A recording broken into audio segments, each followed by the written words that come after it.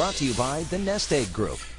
Well, it is Money Monday, and right now we're talking about saving money by going solar. And we have Vincent Battaglia of Renova Solar live in studio to tell us how to do it. So welcome, first Thank of you. all. Good morning. Now, for people who may be considering going solar, Right. what's the first step to do so?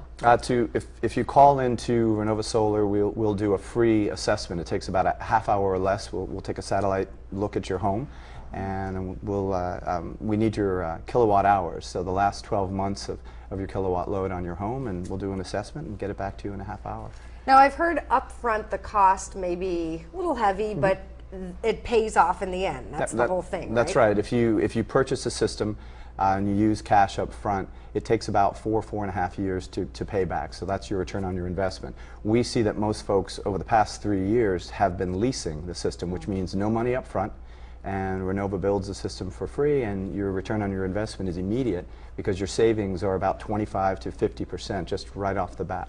How much does it cost to buy versus to lease? Okay, to buy a system in the Valley here, about $35,000, and then there are incentives. So the federal government gives an investment tax credit of 30%, so you can reduce the cost by that 30%, and there also are rebates that come from the utility. So in the end, you're out of pocket about $25,000 if you were to pay cash. For a lease, again, it's no money up front. We'll come out, design the system, install the system, and then you start paying the third-party lessee.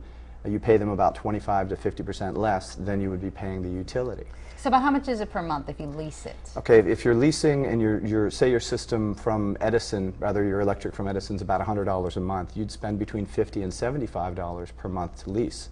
And therefore you're already at your savings, and you have no electric bill to the utility. Wow. So, We were seeing the solar panels on the screen. How exactly does it help the environment? well, when you're using solar, it's a clean way of substituting using fuels and non-renewables like gas or coal that end up putting carbon back into the atmosphere. This will create the same electricity, but without exhausting all of the non-renewable resources and polluting the atmosphere. So it's quiet, it's clean, and it's not elves and magic. It's real. It's here. Energy is a $5 trillion business, and just over the last 7 to 8 years, solar has finally begun to impact the energy markets, and we've just begun. Our costs are coming down, and the cost to deliver non-renewable fuels is increasing. How does it change the look of your house to have these panels there? Some people have issues with the aesthetics, so we're fortunate in that a lot of the homes out here are flat roofs where we can actually hide the solar behind the parapets. As long as we can get a clean view of the sky and the visible spectrum, we can produce energy. So shade is the enemy of solar. So we do shade analysis, but again, we can hide and we can always move the systems around on roof areas where they can't be seen. But Palm Springs, we've got a lot of modern homes, a lot of modern architecture, so solar and photovoltaic just seems to blend right in with the architecture. It goes well. Well, thank you so much for joining us. We have the information for Renova Solar on your screen. They're located in Palm Desert, and their website's also on your screen, renovasolar.com. The clock is running out before you have to file those taxes. The deadline is on April 15th. But what if you want to file an extension? Well, we have Rafael Tillino from the IRS to give us a little bit of advice. So for those of us who maybe are not ready for the April 15th deadline, how do you file that extension? Well, the extension's easy. You can do it two ways pretty much, and that's through your software or through a little paper form, 4868. Paper form takes 2 or 3 minutes. You fill it out. As long as you have it in by April 15th, you're okay. Software is even easier. Software really holds your hand all the way through it. A lot of people are using software these days. But the bottom line is get that extra 6 months if you need it through October 15th.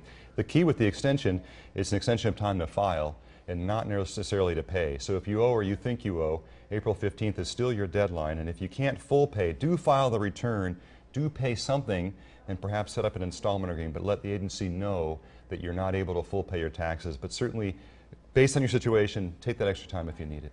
And you also have time to still contribute to your IRA, right? Oh yeah, all the way through, through the April 15th. If you do it, right, make sure you tell your financial institution what year you want to make that designation for, because we're in 14, but you could still apply it to 13 taxes, and you can still deduct it if you're eligible in terms of lowering your bill. So that is one way to lower your 2013 tax bill. You can make that contribution to IRA. Important information. And then also you wanted to warn us about a phone scam. Tell us a little bit about that. Yeah, really nasty and sinister. It's a phone scam allegedly from the IRS. It's not calling you out of the blue saying you owe taxes and we need you to pay them on a prepaid debit card or through a wire transfer. And the bottom line is this: the IRS is never going to call you out of the blue demanding you pay taxes owed a certain way. The first contact with the IRS is letter in the mail, and if you ignore enough letters in the mail the agency is trying to reach you, perhaps you get a phone call down the road, but certainly not an insulting, threatening call demanding you put taxes or pay taxes and then send a prepaid debit card to the scammer. It's just be careful out there. It's really a pervasive scam we're seeing here. So watch out for those calls. Make sure you get the letter first, and then you know that really is the IRS. First contact, letter in the mail, not an email even. You know, hey, you got a refund, click on this link. Not the IRS doing that either, and certainly not a phone call that tends to be rather nasty.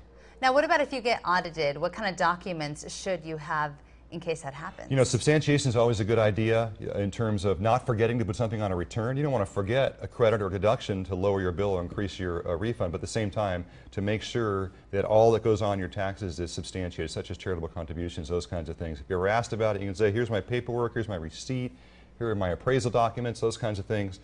So you're in good shape if you're ever asked about it from the IRS. Have the documentation. It's always a good idea. Thank you so much for your time today. Appreciate those tips. And again, you have until April 15th to file for those tax documents, but also you can file for that extension. Now, if you want to reach Raphael, you can go to his Twitter handle, which we have on your screen. You can also go to irs.gov for more information. And welcome back. The Kraft Nabisco Championship came to a close yesterday. Lexi Thompson took the win from Michelle Wie. And we have Julie Buehler in studio with us this morning to wrap it all up. Welcome. Good morning, ladies. Great tournament to wrap up. Yeah, let's talk a little bit about Poppy's Pond and the history. Why do people jump in? Well, you're talking about one of the most iconic jumps in all of sports, and it started in 1988.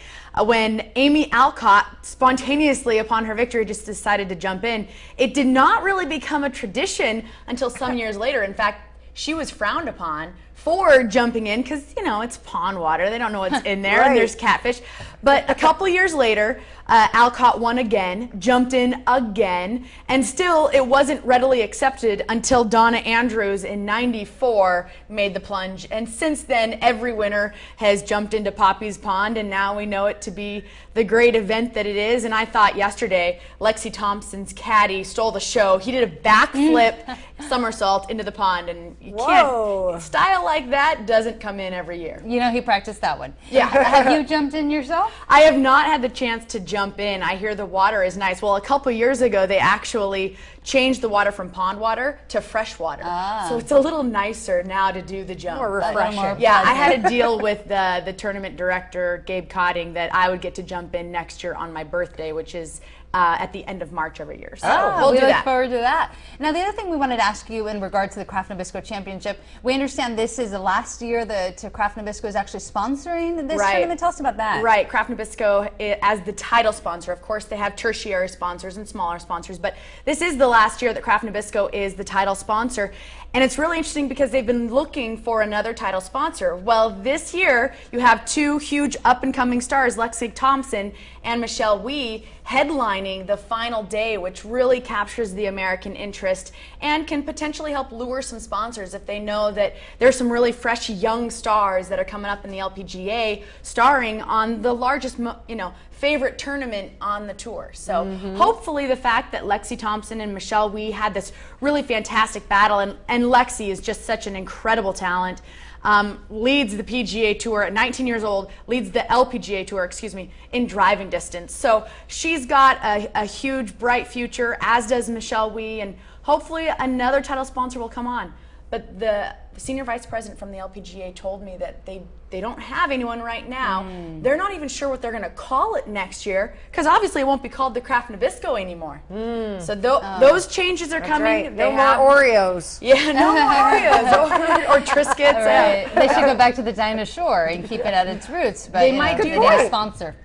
Let's move on to the other big event, the NCAA Championship. Yes, ma'am. Tonight it's UConn, a 7 seed, against Kentucky, an 8 seed. This is the first time in NCAA history that you have these two lower seeded teams. However, these teams are hardly Davids in the litany of college basketball. They are Goliaths. They have won 6 of the last 18 national titles. What's interesting, though, is Aaron Harrison, the freshman from Kentucky, has hit 3 consecutive game-winning shots in their last 3 games. He is on fire.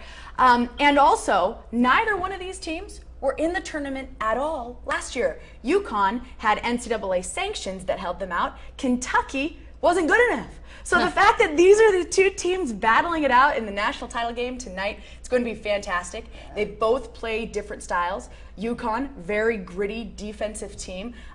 The Kentucky Wildcats, they love to run up and down the floor. So it'll be a lot of fun to watch. I'm watching at the Beer Hunter with all my radio guys. Nice. Nerve-wracking game this weekend, that's for sure.